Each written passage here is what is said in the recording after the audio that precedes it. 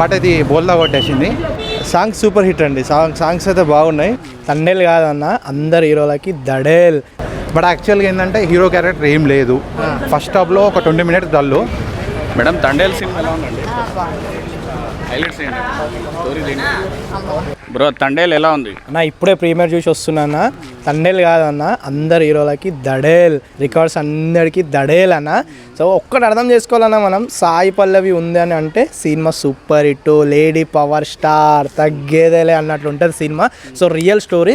ఆ తీసుకున్న విధానం, తీసిన విధానం మాత్రం హైలైట్ అన్న. సో మన నాగ చైతన్య అన్న ఎఫెక్ట్ పెట్టిండన్న. బాబా అసలు చెప్పొద్దన్న, రియల్ క్యారెక్టర్లో మునిగిపోయారన్న. అసలు తెలుగు ఇండస్ట్రీ హీరోలకు ఏమవుతుందో అర్థమవుతలేదన్న. అబ్బా ప్రాణం పెట్టి చేస్తున్నారన్న.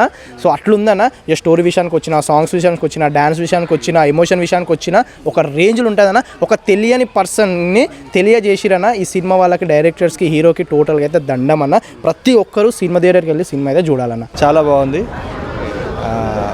మంచి మాస్ మూవీ. పొలిటికల్ డ్రామా ఉందండి. చాలా పొలిటికల్ డ్రామా చాలా బాగా తీశారు. బాగా హిట్, మంచిగా ఆడుతుంది cinema. Okay, thank you. Hero గారి పర్ఫార్మెన్స్ బాగుందండి. విలన్ కూడా చాలా బాగా చేశారు. హీరోయిన్ కూడా బాగా చేసింది. మొత్తం హీరోయిన్ ఓరియంటెడ్ మూవీ. అలాగే బ్లాక్ బస్టర్ మూవీ అండి. చాలా బాగుంటుంది మూవీ. చూడండి, అందరు చూడాలండి. ఫ్యామిలీతో చూడొచ్చండి. ఫ్యామిలీ ఎంటర్టైన్మెంట్ మూవీ అండి ఇది. అందరు చూడొచ్చు. చాలా బాగుంది మూవీ. సాంగ్స్ సూపర్ హిట్ అండి.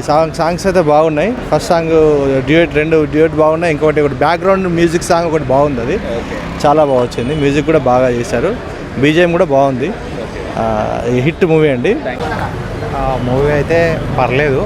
కాకపోతే యాక్చువల్ ఏంటంటే సినిమా మొత్తం ఫస్ట్ హాఫ్ ఒక అసలు హీరో క్యారెక్టర్ అనేది లేదు.